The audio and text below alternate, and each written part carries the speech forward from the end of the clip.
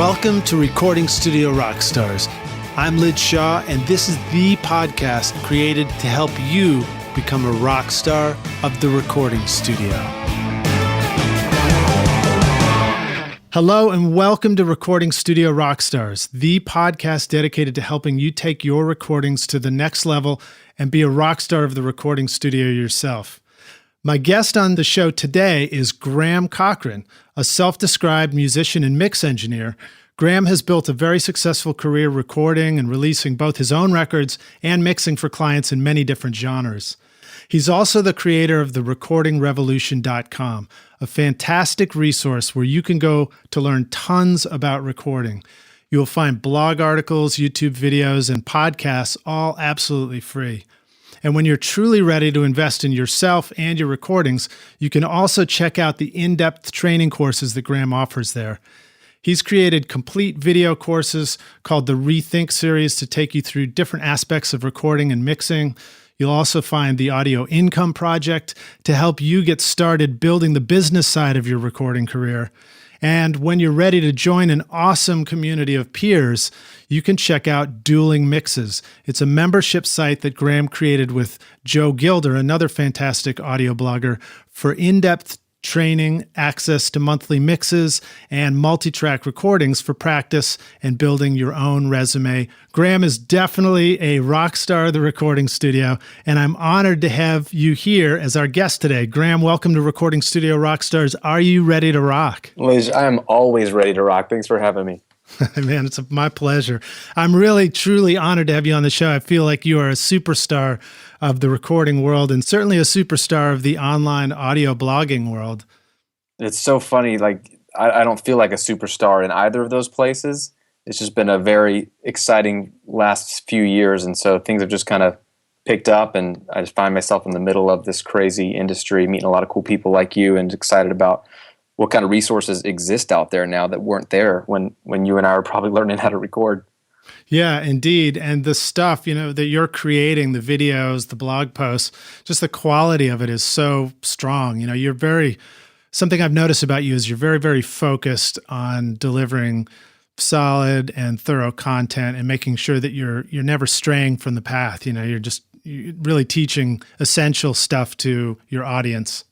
Oh, I appreciate that. Yeah, that's kind of my driving force. Is I want to be the best, if not one of the best, free resources on the planet for home recording and mixing. And I don't really want to get off track on much of anything else. And so I know who my audience is, and not everyone is my audience. Some people don't like it, but the people that do, I want to serve them as well as I can every single week. And it's a real fulfilling experiment. It started as an experiment, but it's been a real fulfilling journey. Well, right on. I won't go down this path, but I'm actually reading a book right now called Essentialism, which is, really dives into the topic of keeping your focus and knowing what your goals are. And that's something that I feel like I can really appreciate about you. So I've done my best to introduce you to our audience, our rock stars. Can you tell us about yourself and how you got started? Where you come from, your background? Absolutely, man. I think I'm a lot like my audience. I'm a musician first. Had a band in middle school, high school. We wanted to record ourselves, and there was studios we could book, and money was tight, so we counted up how many hours we could afford in a studio, and it wasn't going to be enough to do the record the way we wanted to do it. And so we chose the home recording route, this was in the early 90s, and we were a bunch of kids. There weren't a lot of options, so we bought a Korg 8-track hard disk recorder. We pitched our money in together. Instead of going to the studio, we bought the 8-track. And that thing was like so hard to figure out. It was like another machine I had to figure out. Nobody wanted to read the manual. It wasn't very, music centered. It was like you had to be a scientist to figure this thing out. And so I finally picked up the manual to read it, because all I wanted to do is figure out, what do I need to do to get my stuff recorded? And started playing with that, and that was when I was introduced to what multi-track recording really is. I had no idea how records were made. I just thought bands got together, there was like one microphone in front of them, and somehow it all happened. And that's the way it used to be done, but I had no clue what was possible, I guess. And that just ignited a passion for recording that evolved into me getting every catalog I could find, every Sound on Sound magazine I could find, eventually going to college to study audio engineering. and becoming a freelance engineer and just going down this crazy path. That's a great story. That's definitely similar to mine. I think it's probably similar to a lot of people's. When you started with the Korg 8-track, we had already entered the digital age. When I started recording, it was still a cassette 4-track, one of the Fostex guys. Yeah. But just that process of starting out on something simple and, so basic. Well, I say simple, but as you pointed out, it wasn't that simple. It wasn't simple enough. But I remember when I started this, I felt like the definition of engineering and what defined me as somebody who was kind of good at that is I knew how to go down to Radio Shack and get a collection of adapters so I could fit this cable into that input and connect it all, make it work. Oh yeah, dude. So, well, hey, I really like to ask for an inspirational quote from our guests. And I wondered if you might have anything you'd like to share, something that is pretty inspiring for making music or recording. Oh, absolutely. I was thinking about this. I wrote a post about this a couple years ago because it was a quote I wish I had heard even earlier, but it's a famous quote by Ira Glass. He did his program on National Public Radio, NPR, and he's talking about the frustration that so many creatives have. And if you're a musician, you're a creative. If you're writing songs or you're recording a record, you're frustrated at the beginning. And I pulled it up because it's so great word for word. So I'd love to just read it and please do. Let the audience take it as it is. But in Ira's words, he says, "Nobody tells this to people who are beginners. I wish someone told me, all of us who do creative work, we get into it because we have good taste. But there is this gap. For the first couple of years you make stuff, it's just not that good. It's trying to be good, it has potential, but it's not. But your taste, the thing that got you into the game, is still killer. And your taste is why your work disappoints you." A lot of people never get past this phase. They quit. Most people I know who do interesting creative work went through years of this. We know our work doesn't have this special thing that we want it to have. And if you're just starting out or you're still in that phase, you got to know it's normal. And the most important thing you can do is a lot of work. It is only by going through a volume of work that you will close the gap and your work will be as good as your ambitions. Wow, that's fantastic. Yeah. It's so true. It's so to the point. And it reminds me of the frustrations I've had many times, going from where you start and you just are passionate about music. You've got favorite bands, you've got records that you just sit around listening to. And then, one day you dive into the recording end of it and you start digging in and learning how to do stuff. And, you probably initially, if you're a band, if you're a musician, maybe the first experience you have is just that initial excitement at hearing yourself recorded and played back.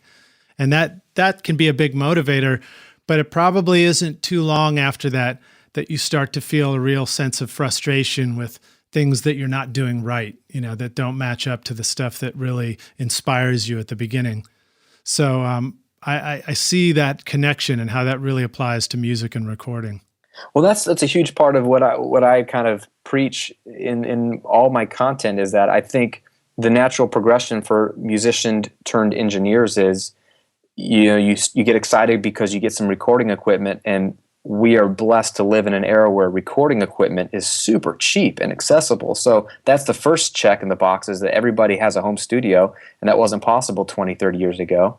Mm-hmm. And then you get it up and running, and you've got great songs, hopefully, and you start recording and you realize your stuff sounds horrible. And so you don't know why. And sometimes you think maybe it's the mixing, and then you start to go down this rabbit trail of, is it that my gear isn't good enough, so you start to buy more expensive gear, or you don't have enough plugins or the right kind of plugins, and you get on internet forums and there's a myriad of opinions that just lead you down deep, dark, depressing holes of pulling out your wallet and buying more stuff, or just focusing on the wrong things. And so I feel like what so many people do is they either give up or they try to buy their way out of their frustration, when it's just that they're not good at recording yet. And it's something that literally just takes a lot of time. But I find it encouraging because you don't have to be a genius to do this. I'm not that very technical of a person. I don't feel like the term audio engineer is a fair term for a person like me.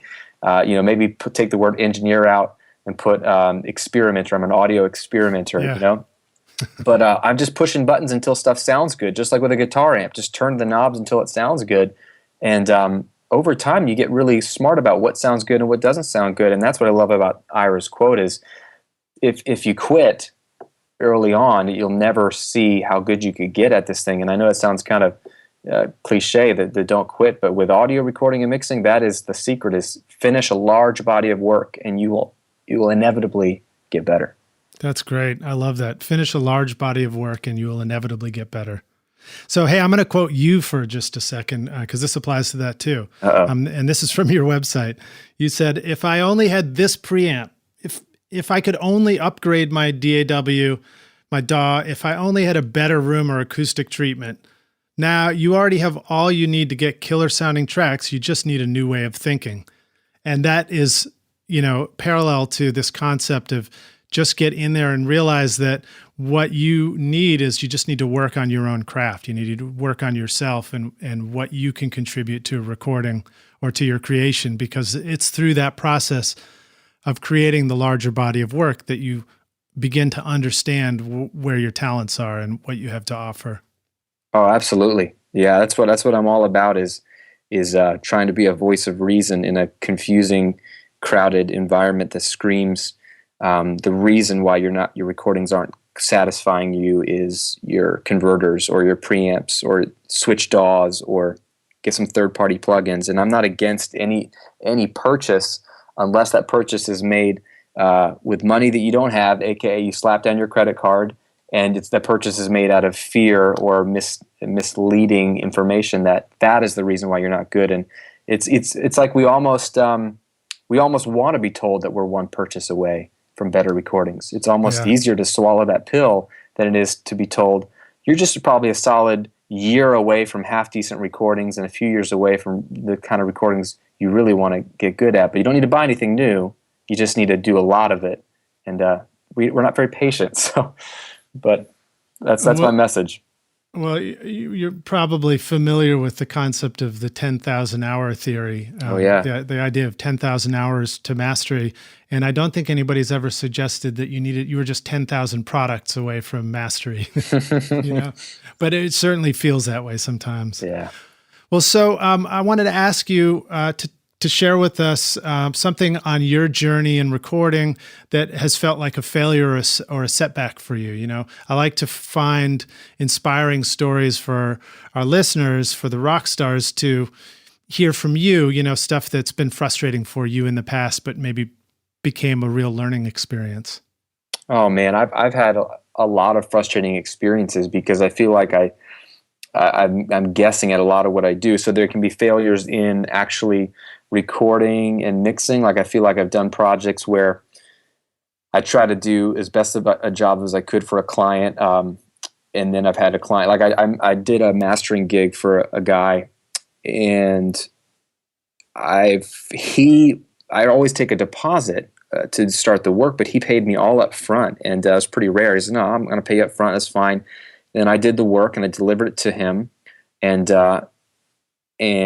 I always offer an opportunity for at least one revision on mastering if there's anything he doesn't like, or I never heard back from this guy.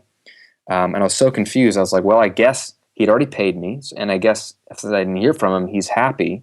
And I guess he just took the masters and went. So I was fine. He was fine until a month later, I get a message from him saying, "Hey man, just so you know, I never liked your mastering job. I hired somebody else to remaster it. And I kind of would like my money back." Oh man! I was like, "This is like a month later. I contacted you. You never responded. You never gave me a chance to I could have remastered it for you. You could have told me what you didn't like, or you never communicated with me." And I was frustrated that I wasn't given the opportunity to make it right. That's a huge part of any service oriented business. And so I felt like, man, I've done the work. And then he never told me it wasn't good until a month later, and it's his fault for hiring another guy without giving me a chance to do it right. So I had, I swallowed my pride and refunded his money, because I never want to take someone's money if they're not happy with whatever product or service I offer, because that to me is theft. But so I lost money and time, and my pride took a hit because I didn't get even an opportunity to improve upon my lack of delivering what he wanted. So that That's just a small glimpse into any time you do service-oriented work. If you're recording or mixing bands, I don't know if anyone listening, if they're doing that for other people, that becomes a whole nother ballgame when you're not the client anymore. And so it's not just, if I don't like my own mix, I can redo it.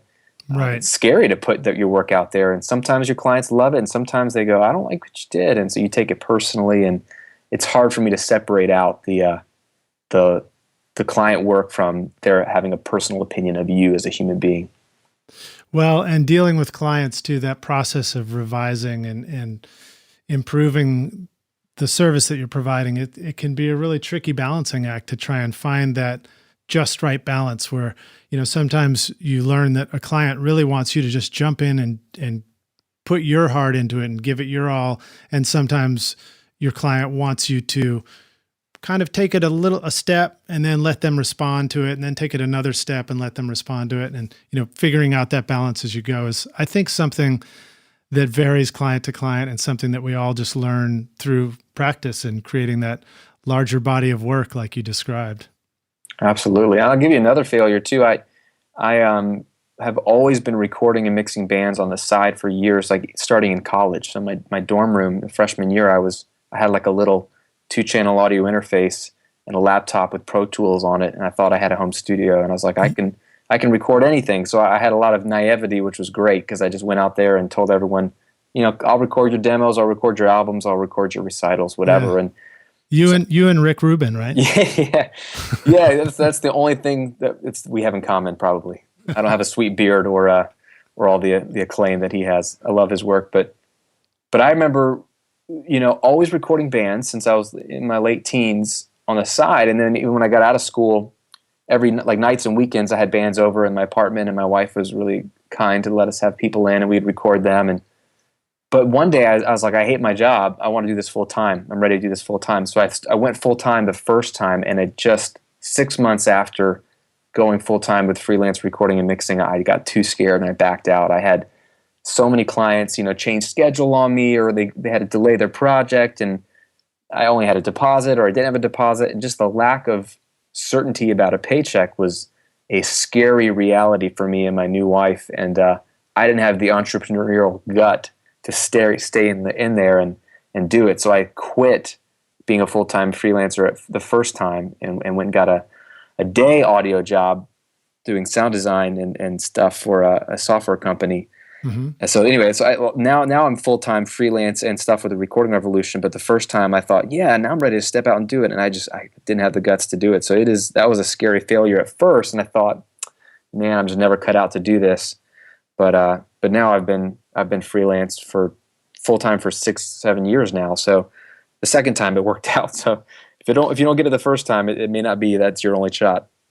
Yeah, exactly. So I was going to ask you what these couple of failures you talked about the learning experience was, and it sounds like it's that if you fall off that horse, just get up and try again, and eventually you will get it. It's through trial and error. It's through practice that we get better at the things we do. Yeah, I mean, life isn't as linear and as clear cut as my personality wants it to be. I make sweeping generalizations. Like if I don't do well at something, it's like, oh, I'm never going to be good at that. That's the way my mind goes. And then at the same time, I feel like I have maybe it was taught to me in school, or maybe I just made this up. But I viewed life as a straight path, and there's this one perfect path. And if I make a mistake, I've ruined my life, and I've gotten off the path. And there's so much pressure I put on myself to. If I take this job, is that going to lead to the next job, or is that going to lead to this gig, or I'm getting closer to my goals, or am I not? As if it's a straight line. And life's turning out to be a lot messier than I thought it was, and a lot more vague. And so that's sort of the lesson I'm still learning now, Liz, is that experience is very valuable, even if it's a failure. You can learn a lot from every experience. And so it's the courage to continue to apply what you're learning and try new things, and not make sweeping generalizations about your entire life history, course of your life after one experience. Yeah, well, I want to say it's generous of you to be so transparent with that too, as part of your teaching process.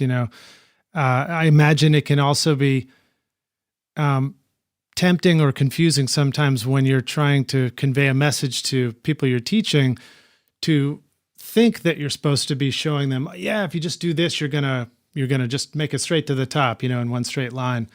And you're so right. It's so true that it's not a straight line. It takes a lot of trial and error.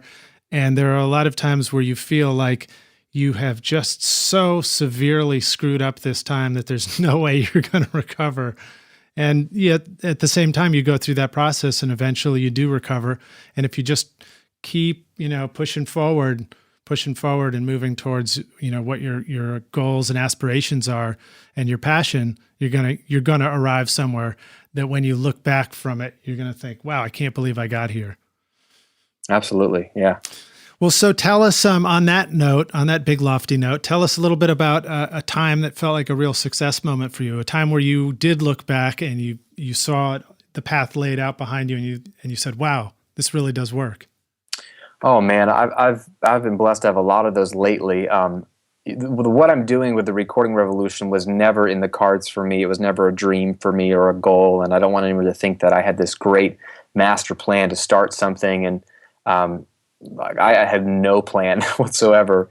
And so the last few years, where the recording revolution, and I'm sure it's new for a lot of your listeners too, and I don't assume that everyone knows about it. I still think it's just my mom and my brother and my wife that know that my website exists. But it's grown to a point where I have more reach than I ever thought was possible, and I don't realize the type of people or the amount of people that have enjoyed or had checked out the resource and it's helped them in some way.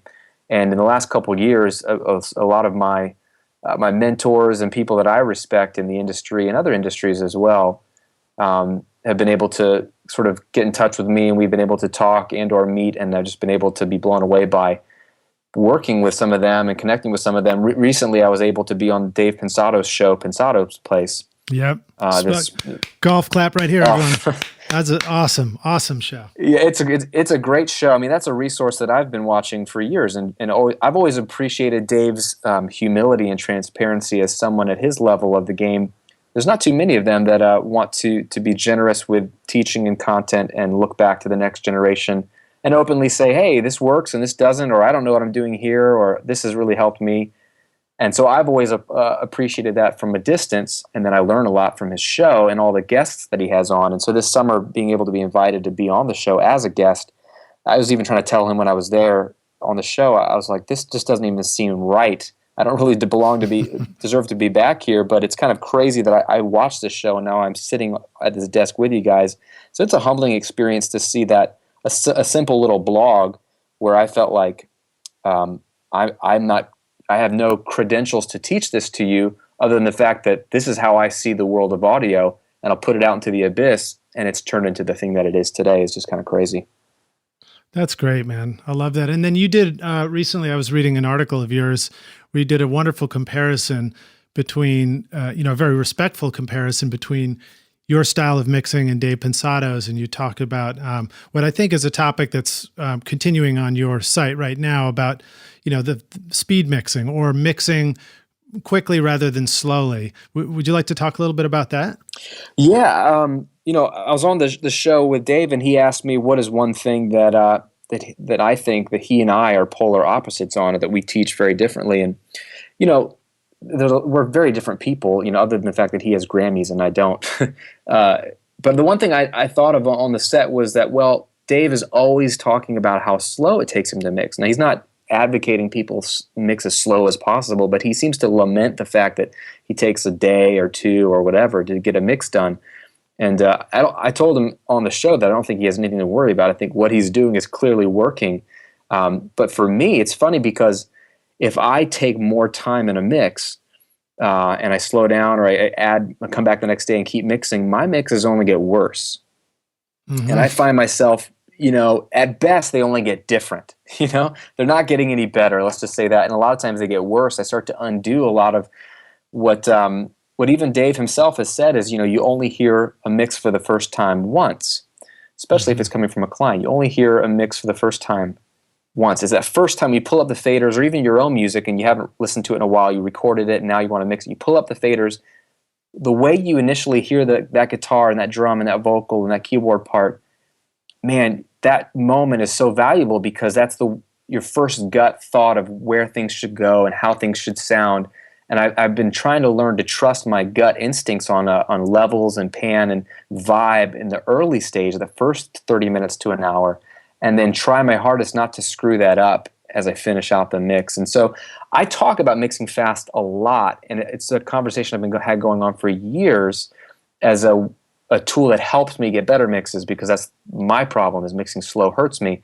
But it's an interesting discussion because a lot of people, they get frustrated with that, as if I'm advocating people turn out worse mixes. But it's something called Parkinson's Law, and I first heard about this through Tim Ferriss and his amazing work, The 4-Hour Workweek. Mm-hmm. And he talks about Parkinson's Law, the simple fact that the perceived importance or magnitude of a task will swell to the amount of time you give it. And the classic example is, if you're in school and you have a term paper due in a month, you're like, gosh, I got a month to write this paper. It becomes a big deal in your mind, because it's like a month-long paper. And so you either procrastinate like I would do, or you research like crazy. But either way, you have a whole month. You'll take a whole month, and you'll be stressed out that whole month.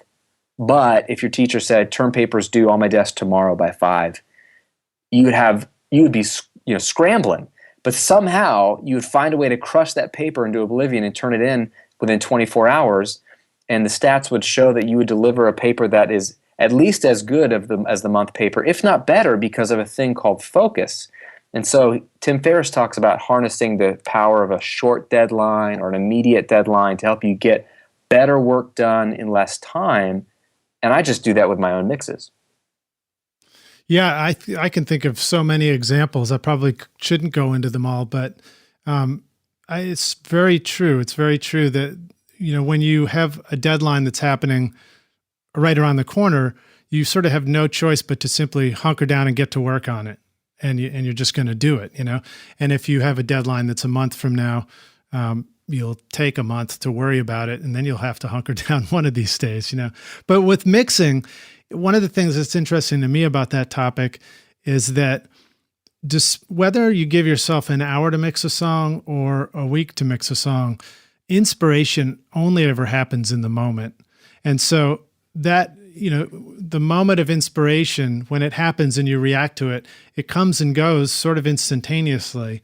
And so if you're going to take a day to mix a song, you're probably, there's no way you're going to just listen to a song over and over for 8 hours, 12 hours, and it's somehow you're going to get more and more inspired or get more excited about it. But what you can do is you can repeat the process of inspiration over and over again, and probably just work on all these parts of a mix that you feel like you might need to do that take a little time to get through.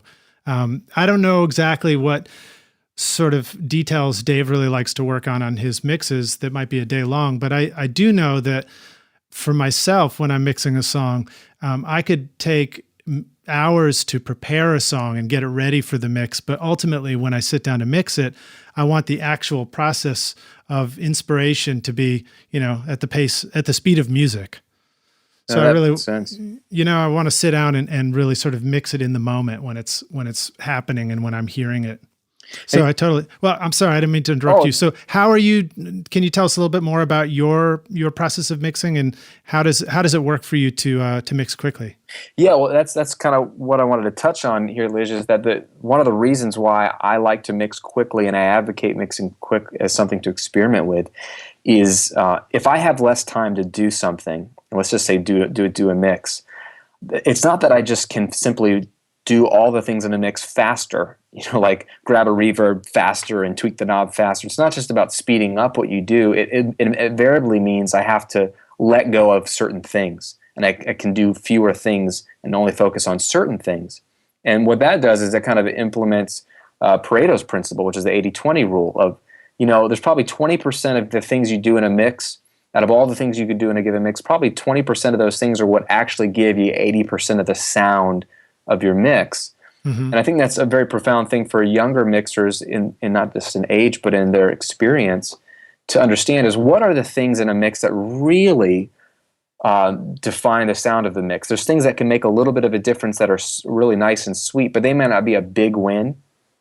So I really try to encourage people to focus on things like your initial volume balance. If you just pull up the faders, I spend a lot of time at the beginning of my mixes just mixing with just a fader and a pan pot and pretending like there's no plugins. Like, well, how can I make that bass sound fat? You can turn it up, and just sort of play with the faders and get them at a right spot, because that'll determine a lot about the rest of the mix. So often we pull up faders and go, that sounds okay.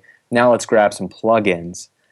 And instead, I'd rather people spend more time getting the faders perfect, as close as perfect as you can without any automation, and set an ideal pan position, let's say. And then move on to what I think are the two big wins after that, which are EQ and compression. What are you doing with your EQ? Because that will change your mix for better or for worse. That'll clean up a bad mix, or that'll give you clarity with a dense layer of guitars. And compression will give you that nice contained gain. It'll give you punch and fatness where you want it, or energy where you want that. And if you can get your EQ and your compression right, you've got 85% of your song right there without even any dynamics, any effects or ambient effects or anything. And instead of focusing on what's the perfect delay tone or the perfect saturation plugin or the perfect automation move, I love big wins. Liz, you just did a video on master bus plugins. Mm-hmm. And I love putting stuff on the mix bus, the master bus early on, because you can get one EQ move, a dB and a half on a mix bus can make a huge impact on your whole mix very quickly. And again, so I like quick, big moves. And so right now, as of when we're talking, I'm doing a little series on YouTube called the 1 Hour Mix, where I'm just mixing a song that I did for a client 4 or 5 years ago. I'm pulling it right back up and remixing it from scratch in 1 hour with stock plugins. Not because that's how I would want to mix for a client. I can't get a mix done in an hour very well. But if I had to, what would it look like? What would happen? And so I'm giving myself 10-minute chunks. And it's purely an exercise to get people to think about the big wins in mixing. And I'd rather you spend more time there than like getting the perfect EQ on a hi-hat track. Right. Well, if you get the perfect EQ on a hi-hat track, then ultimately you have a mix with a perfect hi-hat track. But it might not have anything else included in it. Exactly. Well, that's cool. I'm just finishing a record now. In fact, the release party for it is coming up this week. And for me, it was an example of a record that I did where we had time constraints to it. And so my only option was to at the time I thought were going to be, just kind of careful rough mixes. So I got to the end of the session and I just threw headphones on to kind of block out what was going on in the control room. And I just jumped through and I did the simplest balancing and mixing of this stuff that I could. Maybe it was like half an hour a song, maybe. And I was really just going for the energy. Well, this record turned out to be one of my favorite records that I've done in years.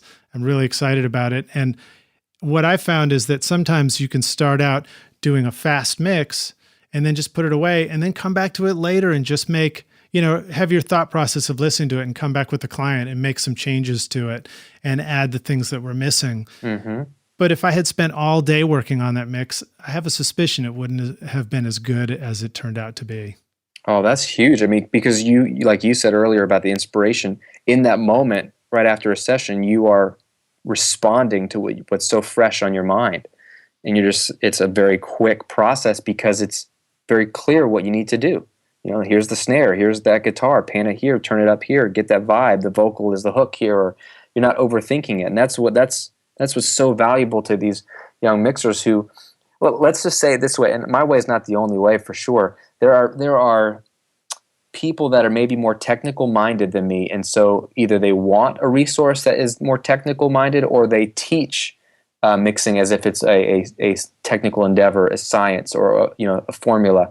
And I just don't think about mixing that way. And I don't think that's anything wrong with that approach, but I don't think it's a science. And I see a lot of people getting bogged down in the science. Like, what's the correct EQ curve for a kick drum? Or what about, phase shift with an EQ? And it's like, well, there are legitimate problems and there is a science underneath it. But be a musician. Think like a musician. Think about it like a listener. Where do you want stuff to be? A lot of times mixes are bad because the vocal is just too quiet or it's too muddy. And you can fix that with some simple EQ. And you're not even applying your scientific mind to it. It's just what sounds bad, cut it out. What sounds good, enhance it a little bit. And I want to help people think about mixing music and recording music from a musician standpoint, because ultimately we're creating art. We're not creating a science experiment. Yeah. And I mean, I think the appropriate answer when somebody asks for what the secret formula is to getting a kick drum to sound just right is to ask them, what's the secret formula for determining whether or not they're going to like a record or not? Yeah. You know, because there isn't one. It comes from emotion, and it comes from the energy and the experience, and ultimately great creations in the recording studio have those same qualities. There are a lot of things that you can begin to identify as you spend more and more time listening and recording and working on things. And I think one of the beautiful things about what we do as an art form too is that while you may approach recording one way and Dave Pensato might record it another way, I might record it another way, they're not mutually exclusive. So somebody else comes along and they pay attention to what you're teaching, and they don't have to simply adopt everything and make that their style. They bring their own style and appreciation for the art form to it, and they can learn things from you in the way that you're teaching them that they can apply to their own work, and it will help them have a expanded vocabulary of how to work on music and how to work on their own music or work on music for clients. And yet they can still go and learn elsewhere. I mean, we all do that. We learn from so many different places.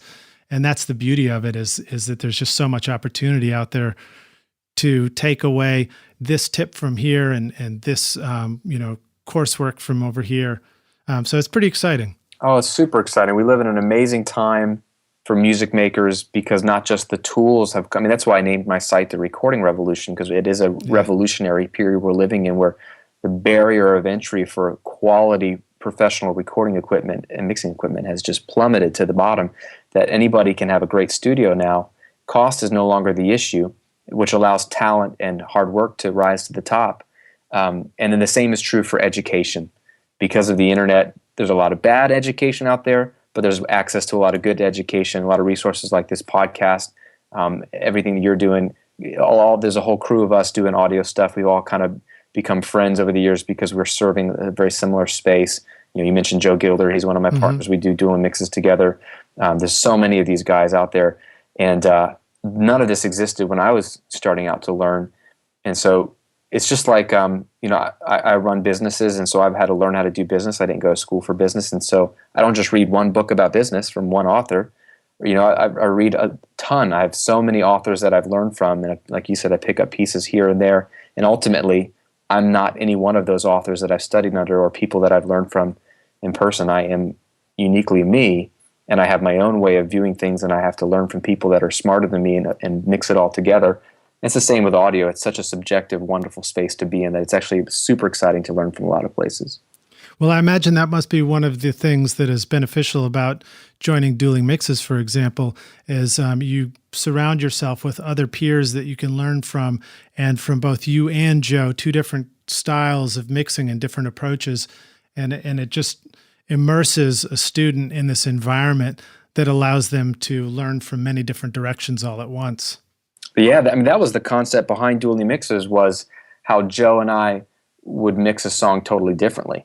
Like, he hears music so different than me, and so we thought, wouldn't it be cool if every month you could log in and listen to a brand new song and listen to how two guys mix the exact same multi-track files, independently of each other, and see how different a set of tracks can sound, and go, oh wow, you can almost hear the potential for better or for worse in one direction. One mix is fat and warm, one mix is bright and punchy, one mix the drums are barely present, one mix the kick drum is just dominating.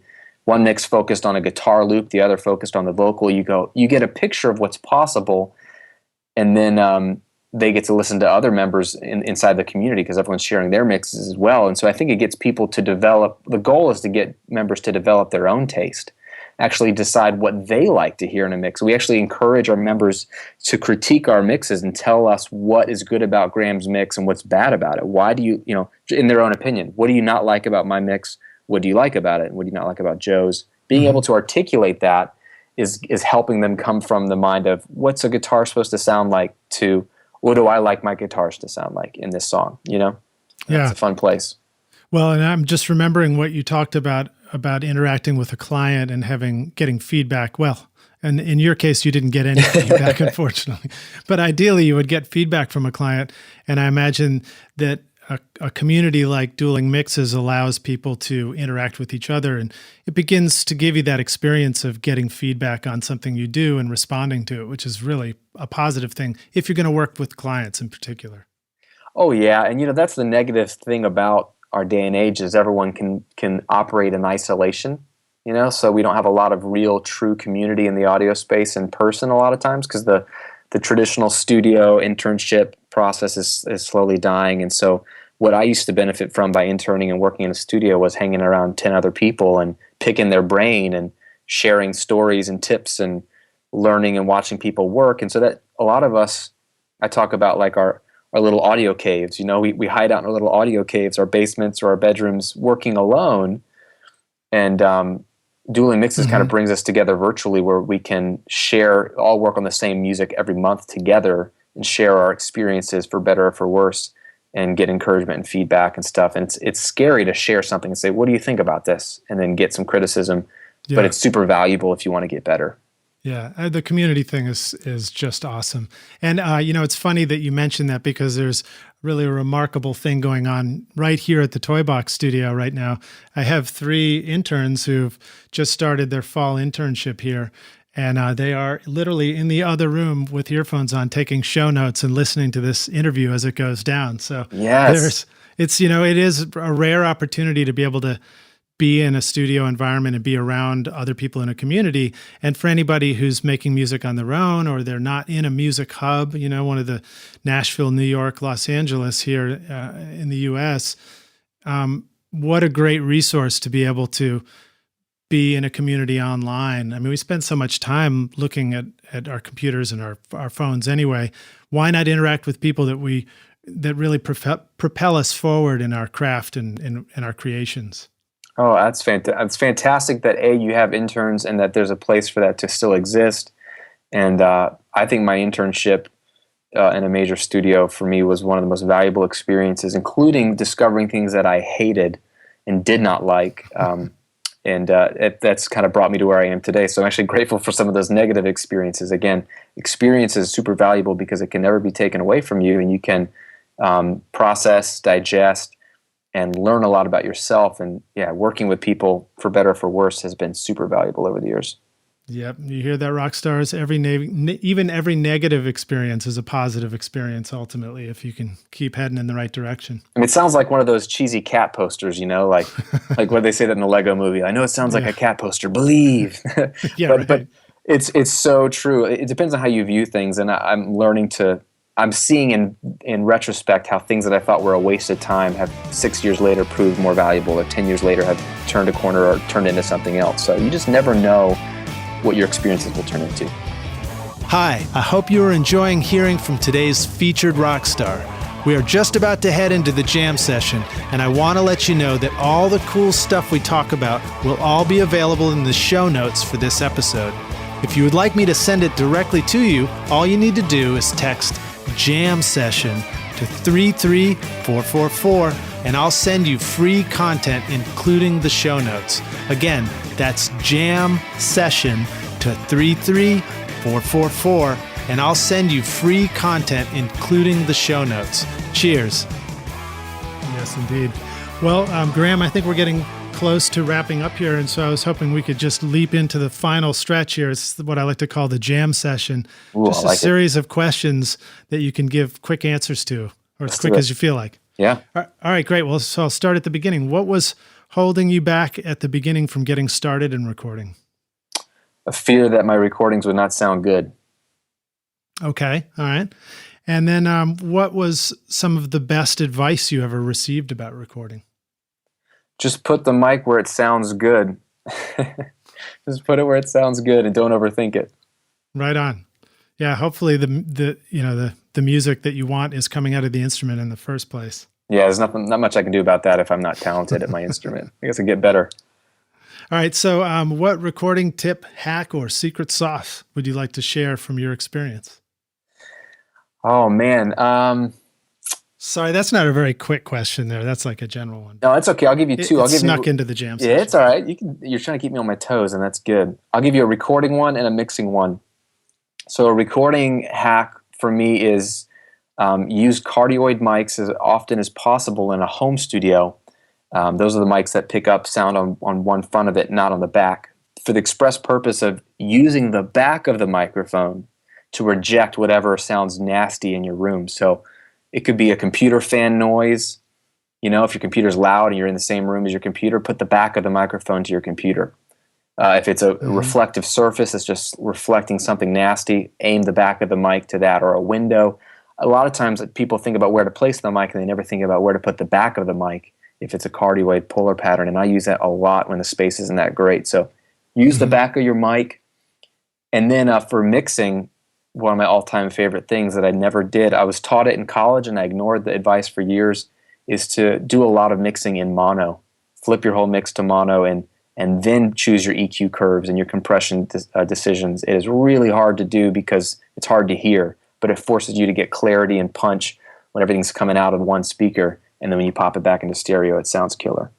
Yeah, I'll follow that up by saying a couple of things. One is, if you listen to any music at all, ever, out of the speaker of your iPhone, you're hearing mono.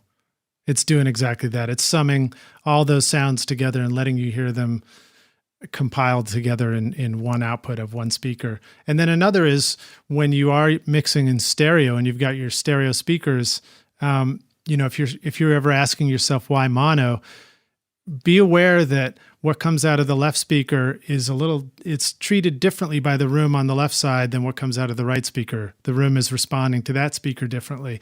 So sometimes you don't really know how it all adds up until you sum it to mono and hear it out of one speaker. Mm-hmm. All right. So can you recommend a favorite book, something that you've been reading recently you're excited about? On audio? Sure. Audio, recording, or maybe even the business side of it if you like. Yeah, I'll tell you what. Two fantastic mixing books. One is Zen and the Art of Mixing by Mixer Man.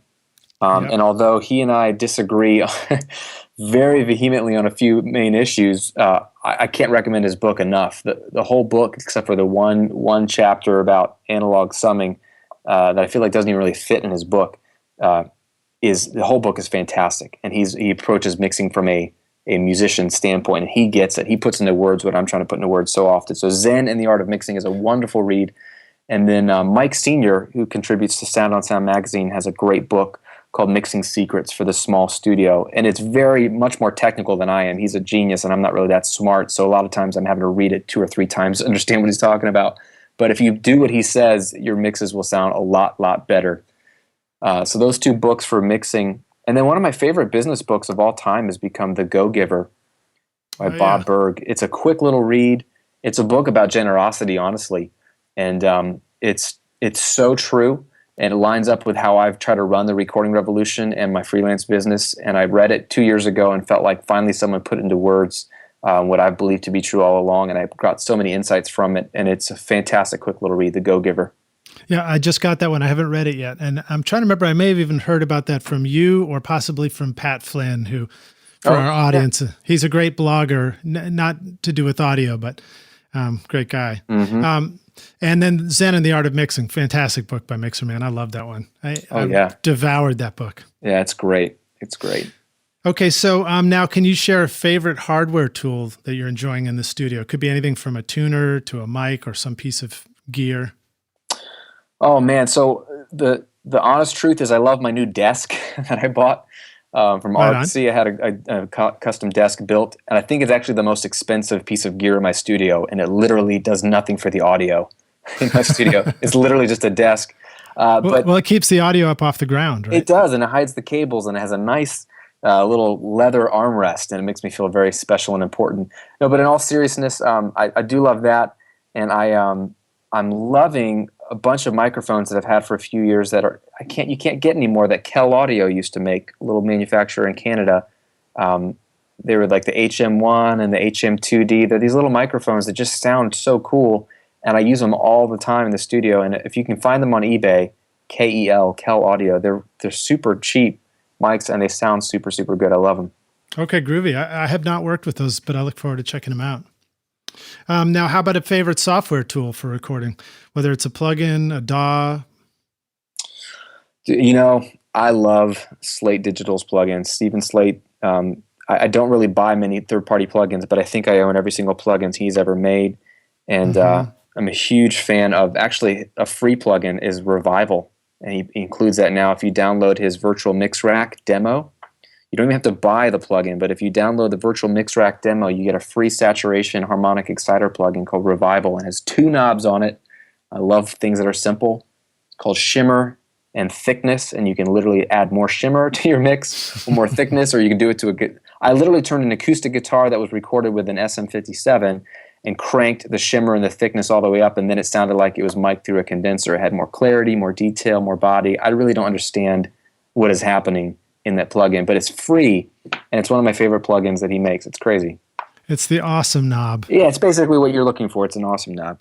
Do you remember in the cartoon series The Far Side? Have you ever seen that cartoon? Gary Larson. He's mixing, and he's got the suck knob on the mixer, and the band's up on stage. Oh yeah, he's about to grab it. Yep. Yeah, so this would be the opposite of that. Yeah, exactly. All right, groovy. All right, so next one, can you share a great resource for the business side of the recording studio, whether it's a technique or a person or some online application that has helped you out? Just something that people might have access to that they may or may not know about. Oh yeah, I mean, as far as technical resources, my freelance business is super simple. I have a free WordPress site. I use PayPal to invoice and collect payment instantly. And I even use SoundCloud to post some portfolio stuff on the site. So technical stuff is all pretty much free, and I think people get focused too much on that. I have a whole course with students that we teach them how to start a freelance business, and all the questions that I get from them are usually about like technical tools and strategies for social media. And I really, it's kind of sad because I feel like they're missing what really makes a difference. I think what makes a difference in your freelance business is not the tool or your social media strategy. It's like you were talking about with internships, go meet some real people and go make records for them. Start with your friends, do some records for free, and ask for testimonials and use their music for portfolio building, and then basically have people refer you and get to know real human beings in your town. Even if your town is a town of 100 people, there's got to be one other musician that wants something recorded. And then 2, the attitude is all about adding value to people's lives and serving them. It's actually a lot of what the Go-Giver's about. Jay Abraham talks about being your client's trusted advisor. And I think about this with every client I have, when that means I want them to trust me to advise them on all things, even if that means advising them to work with somebody else other than me. Even if that means saying, you know what, your music is so cool, but I'm not really the best for your genre, and I have a friend that's really good, or I have a competitor that's really good at mixing your genre, and I think your music would be in better hands with him. That embodies the trusted advisor mentality, and it might lose you a client in the short run, but it'll gain you respect and word-of-mouth referral forever because you actually care about their best interest more than you do about your own, and that can never go wrong. Mm-hmm. Yep. And then sometimes you just may not be able to help somebody out. You might just be booked. Yeah, absolutely. Being able to recommend great alternatives for people or help people with what they need is wonderful. Mm-hmm. All right, so that leads us to the final question here. If you were dropped in a strange city and you could only take a simple setup for recording, what might you choose? How would you find people to record? And how would you make ends meet right away while you were doing that so that you could continue to record? An example would be, say, somebody who's new, they moved to a Nashville or a New York or an LA or anywhere, and they just want to get started. Wow, I love it. First thing I would do is go get a job. So go to Home Depot or go anywhere, get some money flowing so you can have a place to live and electricity that you can pay for so you can set up your gear. And don't be ashamed of working all day and recording and mixing all night. Second thing would be gear. All I would need is a laptop, and I could get a cheap one off of eBay, 3 or 4 year old laptop, a 2-channel USB interface, maybe for $100 or something. A large diaphragm condenser and a dynamic microphone. So maybe like a $100. Both of them could be a $100 mic, like a Shure SM57 and a condenser. and whatever free software comes with the interface. What's a Shure SM57? I've never heard of that one. Yeah, it's this magical microphone that's very, very rare. They say you can hammer nails with it. Yes, so it doubles as a hammer. And I would just take a dynamic and a condenser and a 2-channel interface and a laptop, and I would basically walk into venues. I would find a church to go to. I'm a church-going person, so I would get to know the people in the band there and tell them, hey, if you ever want to record, or if you're a musician, you want to do your own music, I record people. I would just meet people where music is happening and tell them that I would record them for free, and then eventually record for free and then charge for mixing, or do a song for free and then charge for the rest of them, and eventually start getting my name out there in the community. But get to know the music scene, and I can make a whole record with $500 setup. Yeah. I like your advice of just saying, it's okay to go get work doing something else to support yourself while you get started in this, because the music career, the recording career is a slow process. It's a slow build. As they say, it's a marathon, not a sprint. And if you ever see somebody who looks like they're sprinting, you probably just didn't see the first 25 miles that they ran.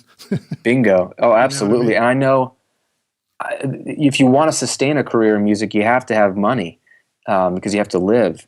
And when you don't have money, you become desperate and you do dumb things that are short-sighted, and they're not in the best interest of the long-term goals that you have. So eliminate that desperation, get a job, and swallow your pride and see it as a good and smart thing. And then you have the freedom and flexibility to pocket all the profit from your business to reinvest into more gear or business cards or a website or whatever you need. And then slowly but surely you can take strategic risks without risking the whole bank, and you can build a business out of this. All right. Last quick follow-up question to that. If somebody has figured out how to pay their bills and they're doing the recording and they can pick and choose what they want to do you have a tip for them as far as creating a little bit of a modicum of hunger in the music and the recording and goal setting, that sort of thing that will really propel you, and so you don't end up sort of becoming too complacent and not moving forward with your recordings? I believe if you're at a point where you're bringing in an extra $1,000 to $2,000 a month on the side, recording and mixing, I think that alone will give you a taste, a hunger for, man, what if I only did this? What if I needed to replace $3,000 a month in income and I'm almost there, or whatever it is? I think when people start to see some real dollar signs come in and it's just off of recording and mixing, that alone will propel them if they get a taste of what would it be like to have the flexibility to work for myself and all that kind of stuff. But I don't think it's for everybody too. I feel like not everybody actually wants to do this full time. They think they do, but they actually would just enjoy the extra income, and they can fund their Roth IRA, do something responsible like that, or they can pay off debt, or they can just enjoy a vacation, or I just tell people, even if it pays for all your gear, so that your skill set is paying for your gear is better than just paying for it yourself. You get other people to pay for it, and leverage your skill set. So at the very least, I think people, once they get some money coming in, will figure out what it is they really want. And if they're hungry for it, they won't stop till they get it. And if they're not hungry for it, they're in a sweet spot already. Yeah, don't stop till you get enough. I think that's great advice, though. If nothing else, just having a self-propelling hobby, if you choose that that's what it means to you, where the money and the income you figure out how to earn in recording is also what pays for your recording equipment in your studio, that's a great motivator. So thank you for that tip. It'll make your wife happy, too. Indeed. Well, thanks so much for joining us on Recording Studio Rockstars, Graham. Again, it's a super honor to have you on the show here with us. How can our rock stars find you and learn more about what you got going on, and how can they follow you? Absolutely. Just go to therecordingrevolution.com. And honestly, if you want some of my best material, click the free tools button at the top. And I've got a whole video series and an ebook that I give away for free. And it gets you on my list. And if you get on my list, I send you a ton of curated content of my best stuff, and then a ton of exclusive stuff that's not posted anywhere else for recording and mixing. And it's probably my best material. So if that's what you want, it's all free. And it's all there at therecordingrevolution.com. Just look for free tools. And and then, of course, you can follow me on Twitter at RecordingRev, or Facebook, or I'm on YouTube. Just look for Recording Revolution. Awesome. Very generous of you to create all that content for everybody. And, just a reminder, if you are that person who's starting out with your laptop and your two mics in a town and you're working at Pizza Hut and you're wanting to make music, don't feel like you can't afford anything yet, because Graham's created all this amazing resource for you, and it won't cost you a penny. Just go check it out and start learning. Absolutely, man. Well, cool. Thanks so much, Graham. Really appreciate you being here on the show with us, and I can't wait to continue to learn more stuff from you and just stay in touch. Likewise. Thanks for having me, and thanks for the resource you're putting out there, man. Pumped for your podcast. Thanks, dude. Really appreciate it. Cheers. Cheers.